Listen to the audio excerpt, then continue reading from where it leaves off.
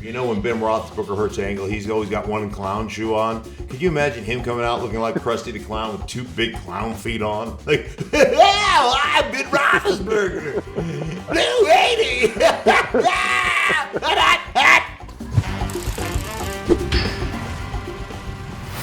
Hey everybody, what's up? Welcome into another edition of the Chop Shop. This week we're brought to you by Starbucks Triple Shot Energy.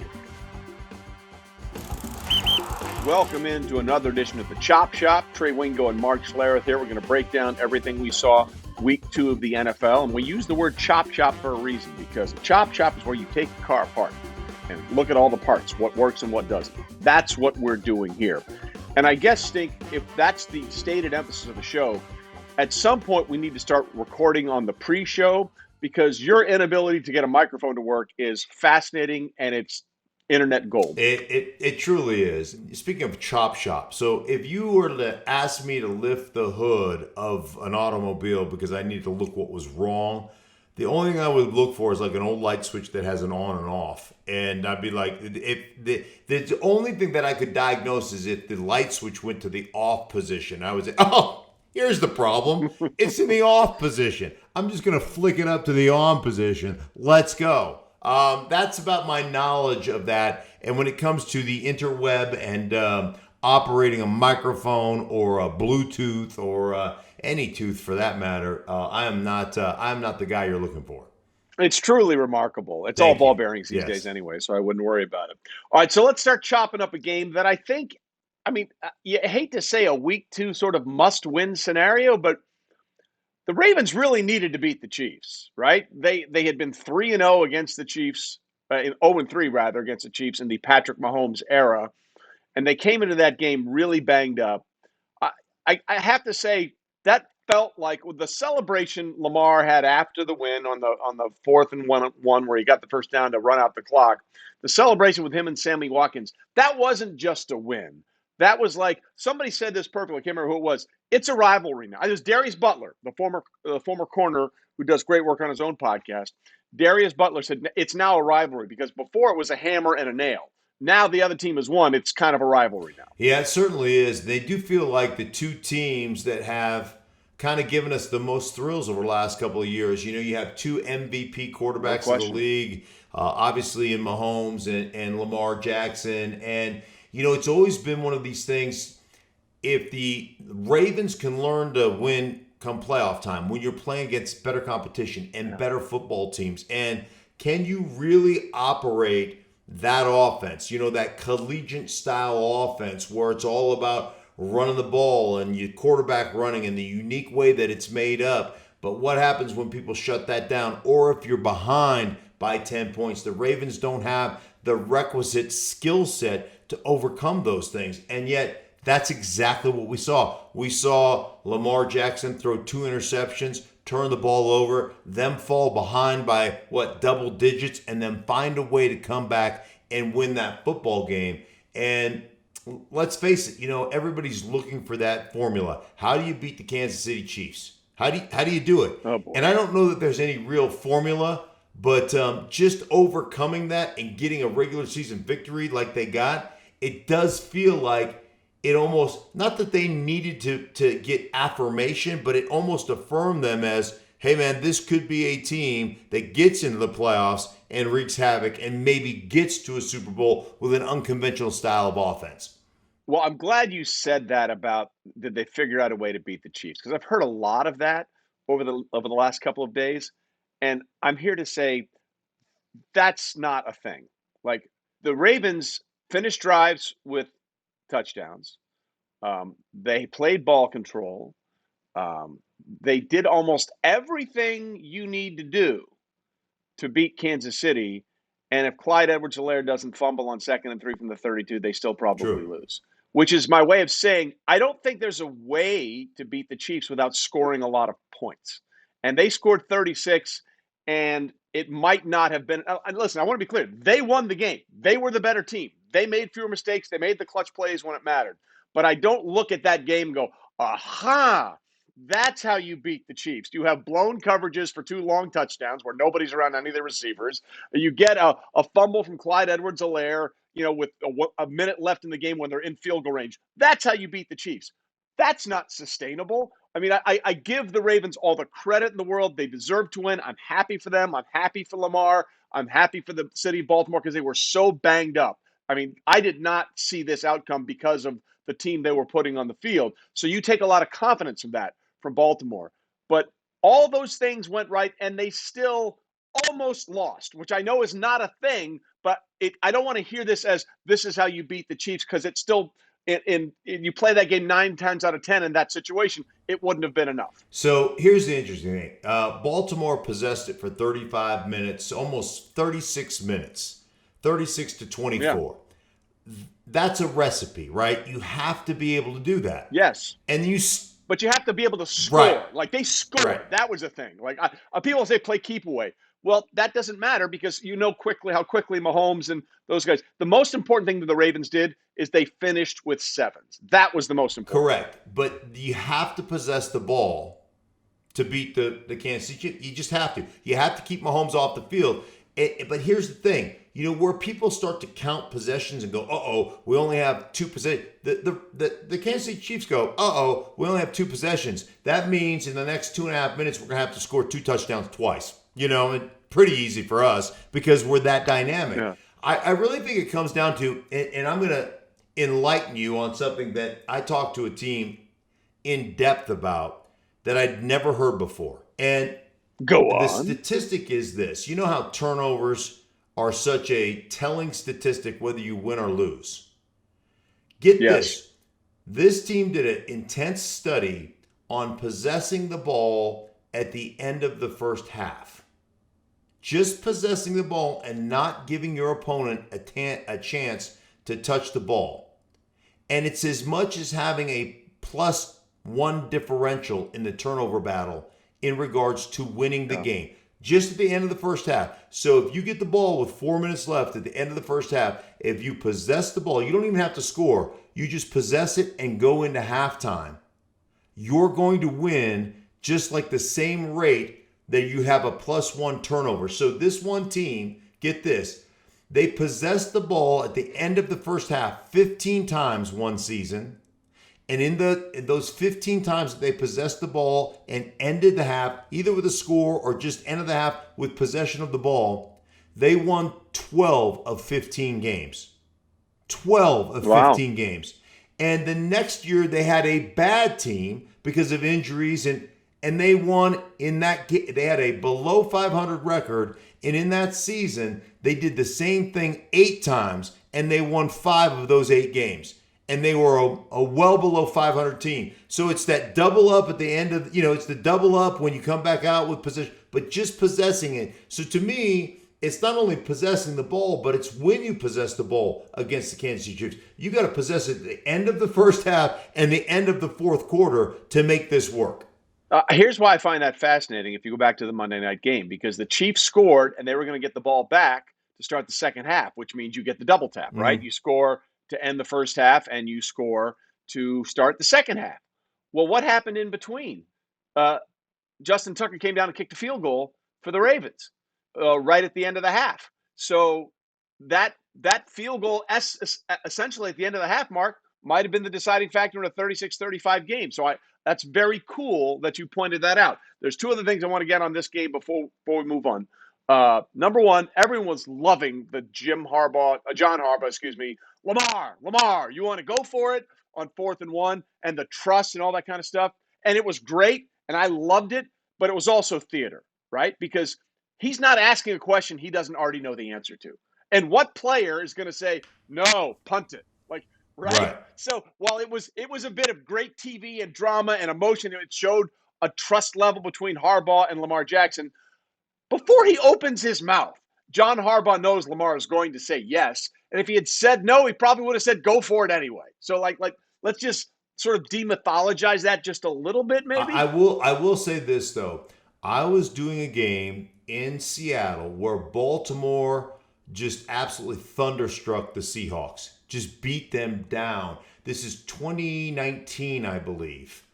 And they were going to kick. They had a 4th and goal or whatever from the 2-yard line. John sent out the field goal unit to kick, and Lamar came over to him and, no, I've got this. I got this. And that's, I think, where it really started to become like this connection between quarterback and head coach to where, all right, I'll trust you. You're 100% right, though. You don't say, hey, man, do you want to do this? No, I really don't believe in myself. I think I'm going to suck today, coach, so no. Yeah, you got a bunch of type A personality guys that are all like, hell yeah, I'm the best thing that's ever, I'm the greatest thing ever. Yeah, I'm in. Yeah. All right, two other quick things here, and then we'll move on. We'll do this quickly. Number one, obviously, a huge problem for the Chiefs is their defense, right? They've given up 36 and 29 in the first 2 weeks. That's not sustainable. No, but if you look at the Chiefs the last couple of years, what's happened? They've been a bad defense early, right? I mean, they've been that's been that's kind of their modus operandi, and then all of a sudden, about week 10 or so, week 11, they since week 11 they've been the best defense in football. It seems to make that flip every single year. We'll see if they can do that again, but right now, that could be the thing that really derails them. Yeah, there were a couple of blown coverages that led to one of those touches. Those are fixable things. Even on the 4th and 1, they weren't lined up correctly. Those are things you can fix. But if you're the Chiefs, the one bright spot in all of this, which I think has been one of the biggest question marks for them, do they have a real number 2? I thought Mecole Hardman played a really good game because Tyreek Hill was non-existent. They took him out, and they said, if you're going to beat us, it's going to be with Mecole Hardman and Travis Kelce and Byron Pringle and Demarcus Robinson. And that unit put up 20, and I know they had the pick 6, but I mean, that unit was effective enough. I thought that was the best thing going forward for the Chiefs, that I think Mecole Hardman established that he can be a number 2. Yeah, we always joke around, there's what we call 2 stars defense, right? 2 stars mean we take your 2 stars and we double team both of them. You know what happens? There's no such thing as, there's nothing called 3 stars. You can't 3-star coverage. Like, it just doesn't work. You can only take so many away. There are going to be one-on-ones out there, and if you've got a third guy in your receiving core that just can wreak havoc, you're going to be really tough to beat. Everyone thought the Chiefs would start 2-0 because that was the first loss for Mahomes in the month of September. We talked about that last week. There are a couple of teams, actually, that are 2-0 in the AFC West, and they are the surprising ones. We'll talk about the Denver Broncos on a later date, but Stink, Derek Carr is looking like an MVP candidate. Now, he's a little banged up. Both ankles, apparently, were rolled in that win over Pittsburgh. But he's thrown for over 800 yards and I think 6 touchdowns through the first 2 weeks. Derek Carr is looking like an MVP candidate early on in this season. There's no question. What's always funny is when somebody has 2 rolled up ankles. And my vision just goes to Ben Roethlisberger. You know, when Ben Roethlisberger hurts an ankle, he's always got one clown shoe on. Could you imagine him coming out looking like Krusty the Clown with 2 big clown feet on? Like, I'm Ben Roethlisberger. Blue 80. This guy is. But, hey, Derek Carr, you're 100% right. I mean, you want to talk about a guy that is dialed in. And it's so funny, the national narrative, because John Gruden has a wandering eye for quarterbacks, and there's never been a quarterback he didn't like or didn't want over the guy he has. These 2 guys, when you get around them in like those production meetings and stuff, there is so much affection between the 2 of them. You got to play well. But Derek Carr has been absolutely phenomenal. He's been that way for a while now. And I've looked at this team with the way they, consistently put together a team that protects pretty well, at least runs the ball pretty well. Waller is an absolute freak show. I mean, he's a complete incredible. Yeah, he is like he's George Kittle-ish to me in that he's a great receiver, but man, that guy will do the dirty work. He's a willing participant in the ugly, nasty things that go on. They've developed a couple other receivers that they have great rapport for that they really like. I like them, and defensively has been the question. And I'll tell you what they've done, because last year when you watched them under Paul Gunther, was their former defensive coordinator that ended up getting let go. He took some marginal some marginal draft picks and talent, and he created this really complicated scheme because what they were doing is disguising everything, and half the time, or more than half the time, they'd only really end up hurting themselves. Yep. And I feel like Gus Bradley taking over as the defensive coordinator. If you know Gus is salt of the earth. He's one of the greatest guys ever. he is such a believer in keep it simple, stupid. We are going to play cover 3 match the entirety of the game. And if my guy's a hook dropper, he knows that he's going to be, 8 to 10 yards deep, 2 to 3 yards outside the hash. And you're going to sit down there. And then you can cheat it a little bit depending on down and distance. But, my super buzz guy is going to have his back to the sideline. He's going to get just beyond the numbers and look back in. He has it so coached up. And at the very least, if you get beat, it's going to be you getting beat by 1,000 paper cuts. And hopefully you're going to get there with Max Crosby or somebody's going to make a big play to create a turnover, to create a stop. And that's what they've been doing. They've been playing, really sound defense and giving themselves an opportunity, even though they're giving up points, to eventually make that 1 or 2 key critical stops that gives you a chance to turn it back over to your quarterback. And like you said, Derek Carr is playing lights out football. And one thing on the Raiders I'll add before we move on is that, they discovered that Henry Ruggs is part of the team again. Like that 61-yard touchdown, that was Henry Ruggs from Alabama. That was the guy that came into the draft. That was the guy who, 20% of his catches in college went for touchdowns. So if they can play that kind of defense and take those kind of shots with Henry Ruggs and still have Waller underneath, the Raiders are going to be a really interesting team to watch this year. This is where turnover on your roster matters and putting your roster together matters, because that's what Aguilar is. If I'm saying his name right. Nelson Aguilar? Nelson Aguilar. He's a lift the top of coverage, go deep guy. And so you have 2 of the same players that have 2 of the same skill sets, and you're playing Nelson last year and you're trying to transition Ruggs into something else. Now all of a sudden, Aguilar goes off and does his thing. Where is he with New England now, right? Yep. And Ruggs takes over that spot that runs those particular routes really well and takes advantage of his skill set. And part of that is putting guys in positions. There's a lot of coaches out there that just think it's about scheme, my scheme, my scheme, my scheme. And scheme is important, but what's more important is putting your players in a position to win. I always find it fascinating. Put your guy in a position to lose and then act surprised when he loses. Like, if that's not what his skill set is, you shouldn't be surprised. You're the dumbass that put him there. So I think they've been able to make that move and say, hey, we're gonna open up this spot for you to run the things that you do best, and that's where he's going to thrive. Yeah, it's just been fun to see because we talked about it. The first 3 years of Gruden have been not great. So this is kind of a cool thing to see them coming through early on in the season, and we'll see what the health concerns are with Carr for this week and going forward. You had an interesting observation on the Tennessee win over Seattle because, the whole thing has been let Russ cook, and even Pete Carroll after the week 1 win in Indianapolis. I can't believe I said that, blah, blah, blah, blah. You suggested we need to let Russ simmer. Explain. Yeah. Well, you can get a great meal by letting it simmer in a crock pot for 8 hours, right? And the chances of burning down your kitchen or burning your meal is pretty limited, right? But you can cook it on high on the stove, and you can start a grease fire, for crying out loud, and burn your meal. Russ is one of those guys that makes exceptional throws, exceptional plays. But he also put himself and his offense in harm's way by extending the play and taking more sacks than he probably should. And with an offensive line that has consistently given up a lot of sacks because of the way he plays, to me, it's imperative that you run the ball. It's imperative that you play that style of offense and create explosives through the scheme with which you play, as opposed to creating explosives through letting Russ run around and make plays up. And so I'm more of the let Russ simmer crowd.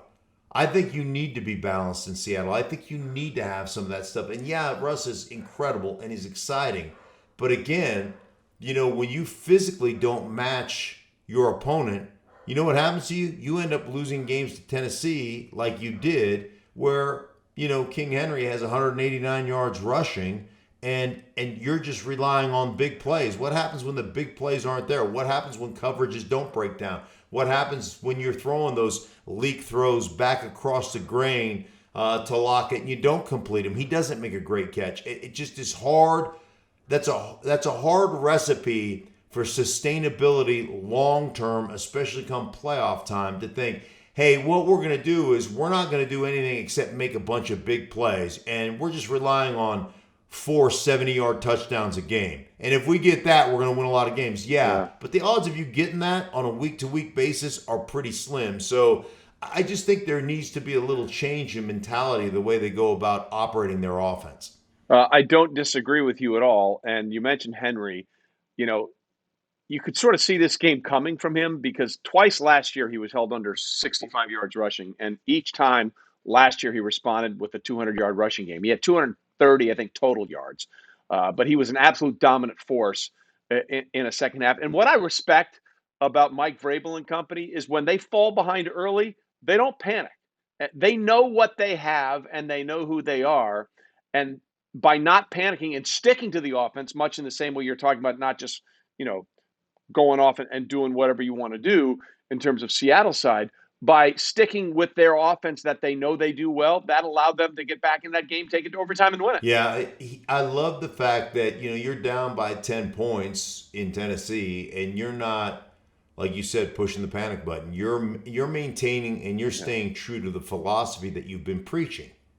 And I really appreciate that, because I'm a big believer in philosophical approach to what we do. Now, sometimes, you got to kick it to the curb when things just don't go well. But for the most part, there is comfort as a player in knowing you get into a situation, and even before the play comes in from the sideline, beyond the shadow of a doubt what it's going to be. Like when I was in Denver, we were a conversion team, always converting. And so if we got into a second down and one situation, it wasn't a chance to take one deep down the field and see if we can convert, see if we can make a big play or get a PI. It was about pounding the defense, hurting them, and converting that second down and one, so we got 4 more downs. And so you knew, you got the second down and one situation, you knew what was coming in. You knew you were going to run one of 3 plays. You're going to run 18-19, you're going to run 14-15, or more, the most likely one, you're running quarterback sneak. And you're trying to wedge people and just pound the defense, move on, and let's keep going. And I love the identity aspect of Vrabel, because he's like, this is who we are, this is how we win, and this is the way we're going to do it here. And if you're not on board, you don't have to play here. And I think from a player's perspective, man, there's comfort in that, Trey. Yeah, absolutely is. So we'll see what happens with Seattle going forward. The one thing, the thing that Russell that makes him so appealing, he had another one, those touchdown passes of 20-plus air yards. He's got 59 now since 2016. Double digits more than anybody else in terms of deep touchdown passes. That's why it becomes so alluring. But it can also at times be fool's gold. All right, why don't we take a quick break? When we come back, we'll talk about a team that won, but still shed some light on some potential real concerns for them down the road. We'll get to that after this on the Chop Shop. So week 2 of the football season is in the books, and now it's time to review the tape and get ready for week 3 with DraftKings Sportsbook, an official betting partner of the NFL. To kick off another action-packed week, DraftKings is giving new customers $150 instantly when they bet $1 on any football game. Listen, because you don't want to miss this. Head to DraftKings Sportsbook app now and place a bet of $1 on any one game to receive $150 in free bets instantly. Sportsbook's not yet available in your state. DraftKings still has huge cash prizes up for grabs all season long with their daily fantasy contests. DraftKings is giving all new customers a free shot at millions of dollars in total prizes with their first deposit. Download the DraftKings Sportsbook app now and use the promo code WINGO to receive $150 worth of free bets when you place a $1 bet on any football game. That's promo code WINGO. Must be 21 or older. New Jersey, Indiana, or Pennsylvania only. New customers only. Minimum $5 deposit and $1 wager required. 1 per customer. Restrictions obviously do apply. See DraftKings.com/sportsbook for details. And if you have a gambling problem, call 1-800-GAMBLER or in Indiana, 1-800-9-WITH-IT.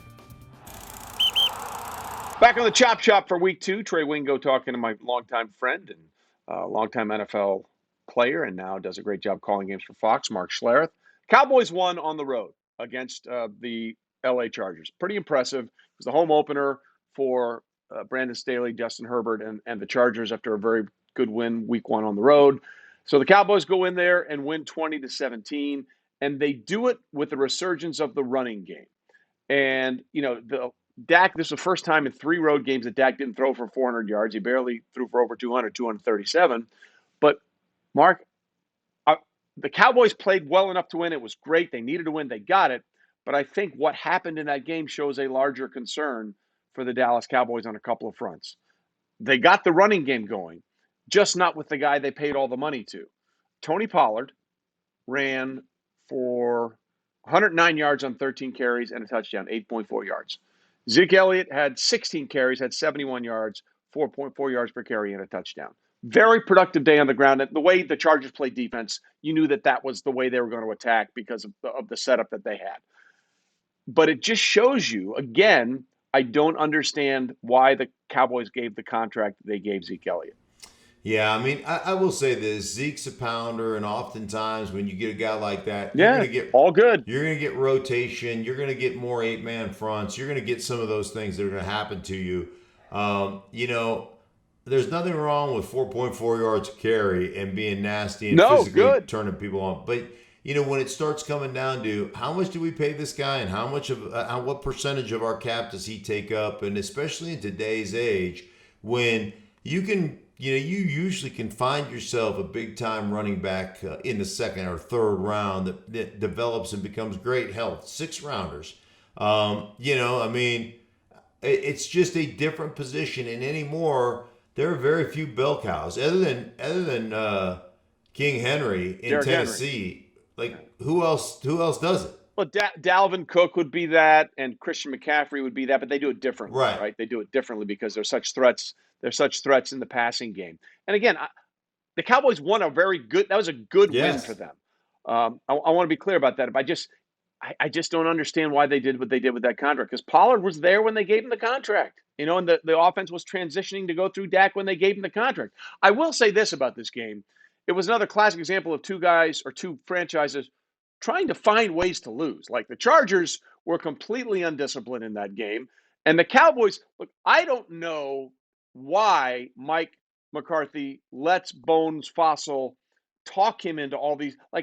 There were a couple things in that game. There was a 4th and 20, right before the half. And all they had to do was not personal foul the kicker. You could run into him, but, don't run into him. There's the 5-yard and the 15-yarder, which is an automatic first down. So they went on an all-out blitz. No, it's 4th and 20, man. Just take the ball. And they got the penalty. It was 15 yards, even though it was 4th and 20, because it was a personal foul running into the kicker. Automatic first down, or not running, roughing the kicker. And there was another time they went for it on 4th and 5 right around midfield. I get it. I appreciate having confidence in your offense. We just talked about it with Lamar Jackson and John Harbaugh. That was a 4th and 1 against a terrible defense in the Kansas City Chiefs. 4th and 5 from midfield seems like a really curious time to figure out, we'll just go for it here. Those things are a little frustrating to me if you watch the Cowboys. Yeah, I mean, I always say this, Charger going to Charger. They just find a way. Chargers just find a way to do things that you just go, why would you do that? And you're right about the Cowboys. Yeah. And part of it is, I get the confidence aspect of that, but you also have to be, diligent when it comes to down and distance, where you're playing from. Can you pin somebody back? There's a saying in the NFL that the way guys punt today from the 50, you pin them inside the 5-yard line and you make them punt, that's an automatic 3 points for you. And so when you start playing the field position game and flipping the field and start understanding those things become really important. The margins in the National Football League are razor thin. The difference between winning a game and losing a game is razor thin. And those decisions are the decisions that end up costing you razor thin margins or razor thin wins and losses. So I'm with you. Both of those franchises just seem to make it harder on themselves. There's an old saying, everything happens for a reason.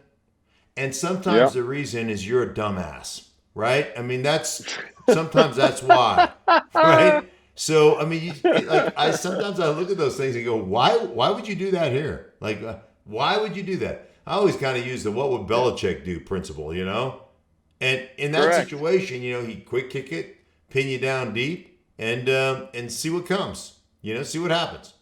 Yeah, real quickly before we move on, the other thing, if you're a Cowboys fan, very optimistic about Micah Parsons. By Ooh, need, because of the injuries on defensive end, they moved him from a linebacker to playing defensive end. He had 4 quarterback hits and a sack on Justin Herbert. He led all edge rushers in pass rush win rate.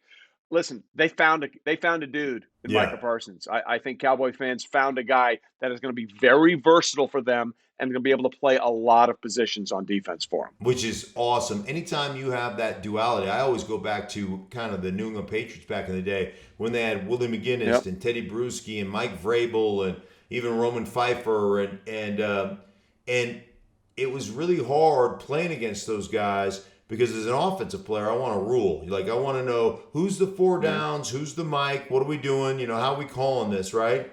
And then they'd all mill around and you'd be like, well, Bruschi can play D-end. Bruschi can play middle linebacker. Play D-end in college. Right. Yeah. You go Vrabel can play D-end rusher. He can play middle linebacker. McGinnis can play up and down the line of scrimmage. So you always had to go, okay, what are they in?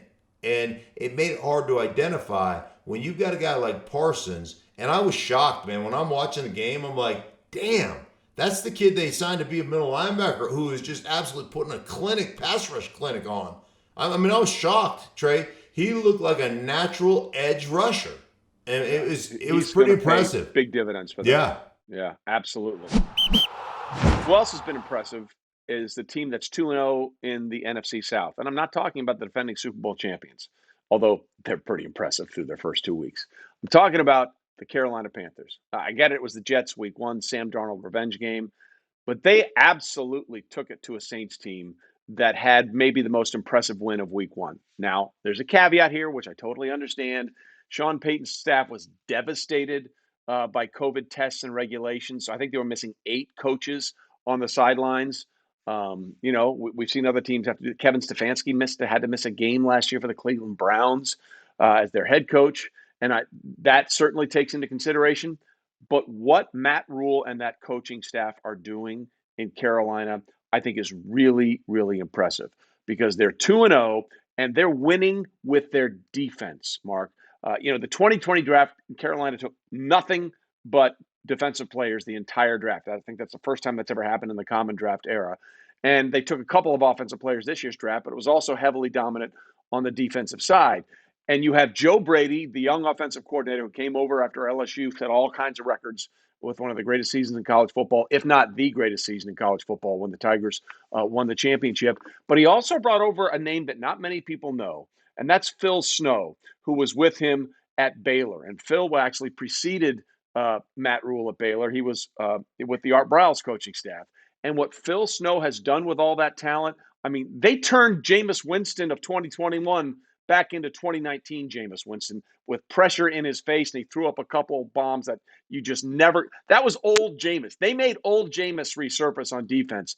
And I think what Matt Rhule and that coaching staff is doing is really interesting in a very competitive division. One of the things I found really intriguing about Matt Rhule, sitting down with him a couple times last year, was he is one of those guys that, one, builds relationships with people, with his players and with his coaches. Yeah. He's big on that. Well, he builds. I mean, that's his thing. He builds. Yeah, everywhere he goes, he builds teams and relationships. Love it. The other thing about him, it was interesting talking to him because he'll get introspective and tell you all the things that he has learned and all the things that he didn't realize and didn't know. And there's a humility about that I think generally makes you gravitate toward him, whether you're a coach, whether you're a player, or a broadcaster like me. Like, I appreciate the fact that you don't just throw out the false bravado, right? That you come out there and say, man, this shocked me and I didn't realize this, but now that I'm thinking about it, this is a direction I have to go. You mentioned Phil Snow. Now he plays that, collegiate 3-3-5 defense, but they give you so many looks that are so hard for you as an offense to designate. How do I want to protect this? And it all comes down, the first thing you have to do as an NFL team in a passing league is you better have your protection dialed in. But they give you so many looks that it's hard to figure that out. And they have one of the most unique players who I thought should have been the Rookie of the Year last year in Jeremy Chinn. Yeah. Jeremy Chinn plays free safety, strong safety, nickel corner, outside linebacker in dime, and rush defensive end. Do you know this? And it's the only time I've ever heard this. In any production meeting I've ever been in, anywhere I've ever been, Jeremy Chinn, so you go to your team meeting, right? And you all have a team meeting and we talk about, what is our goal for this week? What did we accomplish? How did we look? Blah, blah, blah, blah, blah. And then the coach goes, okay, break it up with your individual meetings. So the O-line goes to their meeting room, the D-line goes to their meeting room, the linebackers and the secondary goes to their room. You know what Jeremy Chinn does? He goes upstairs to he goes to all of them. No, he goes upstairs to a coach's office and they sit one-on-one because he plays 5 or 6 different distinct positions. Yeah. So he doesn't have any one meeting he goes to. He has one coach that coaches him in all 5 situations that he's in. Trey, he's the only person. He's the only person I've ever heard of in 12 years of playing and 21 years of broadcasting that doesn't go to a position meeting. It's fascinating the level that they put on Jeremy Chinn, the level of intelligence and the level of a responsibility that they put on Jeremy Chinn is like nothing I've ever heard. And so all of a sudden, how do you designate? All right, I got 3 down linemen, but 2 of them might be linebackers. I got a linebacker is my 4th. But Jeremy Chinn could be playing nickel, he could play D-end, or he could play linebacker. So how do I designate if we've got turn protection one way, which 3 guys are we turning to? Which guy does the back have? This is mental gymnastics between the quarterback and the offensive line and your running backs and your tight ends on who the hell you're going to pick up in this defense. And as janky as it can be, because it's so collegiate, it's really hard. And when they're dialed together like they've got them, and Phil Snow is an interesting cat, so far they have looked like world beaters right now, and it's a really cool thing to see. Yeah, best way to describe Jeremy Chinn is he's the Derwin James that you don't know about yet in terms of his versatility, but you will very soon. He continues to play the way he does. This just in, rookie quarterbacks don't do well against Bill Belichick, and Zach Wilson was no exception. I hear people already, he's a disaster. He threw 4 interceptions in that game. He threw 3 all BYU last year. Rookie quarterbacks are going to struggle. I mean, they're 6-21 or 6-22 against Bill Belichick. But there were a couple of throws in there in that game that just weren't great. I'm not going to, run Zach Wilson out of the league because he struggled against Bill Belichick. But they're 0-2, and maybe the hype train needs to calm down a little bit.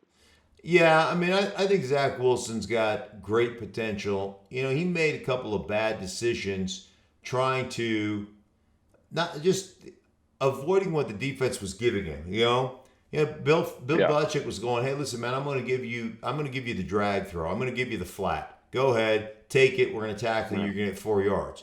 Or we can entice you to throw the deep cross route, and you may get 22, but we're going to have people on it, and it's going to get tipped up and picked off.